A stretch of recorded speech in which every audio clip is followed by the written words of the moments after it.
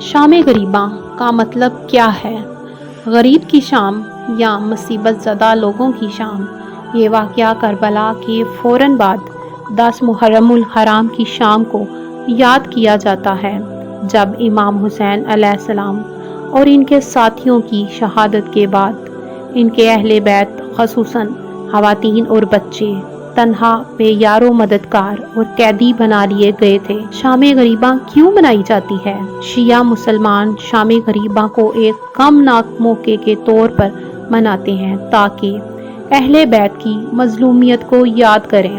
امام حسین کے بعد ان کی بہن حضرت زینب، بچوں اور باقی بچ جانے والے افراد پر جو ظلم و ستم ہوا اسے یاد کیا جاتا ہے۔ خیام، خیمے جلا دیے گئے، بچوں نے بھوکے پیاسے اور خوف میں رات گزاری، غم اور سوگ کا اظہار۔ یہ شام انتہائی سناٹے اور غم میں گزار دی جاتی ہے۔ کوئی ڈھول یا سینہ زنی نہیں ہوتی، بلکہ ایک خاموشی، ماتم اور نوحہ خوانی کی جاتی ہے۔ درس اور صبر و قربانی۔ حضرت زینب اور دیگر خواتین نے عظیم صبر کا مظاہرہ کیا۔ اس رات سے یہ سبق ملتا ہے کہ ظلم کے خلاف ڈٹ جانا اور دین کے لیے قربانی دینا کتنا بلند عمل ہے۔ شام غریباں کے موقع پر کیا ہوتا ہے؟ چراغ بجھا دیے جاتے ہیں، اندھیرا کیا جاتا ہے، خاموش ماتم کیا جاتا ہے، مرثیے اور نوحے پڑھے جاتے ہیں، حضرت زینب کے خطابات اور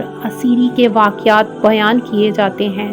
بعض جگہوں پر خیام کی علامتی جلائی جاتی ہے۔ شام غریباں مظلومیت، صبر اور دین کی خاطر دی جانے والی قربانیوں کو یاد کرنے کا دن ہے۔ یہ شیعہ عقیدے میں بہت اہمیت رکھتا ہے کیونکہ یہ امام حسین علیہ السلام کی شہادت کے بعد اہل بیت پر ڈھائے جانے والے مظالم کی عکاسی کرتا ہے۔ ناظرین، اگر آپ کو ہماری ویڈیوز اچھی لگی ہوں تو ہمارے چینل کو لائک اور سبسکرائب ضرور کریں اور بیل کے آئیکن کو پریس کرنا نہ بھولیں تاکہ ہر آنے والی خبر سے آپ باخبر رہ سکیں۔ شکریہ۔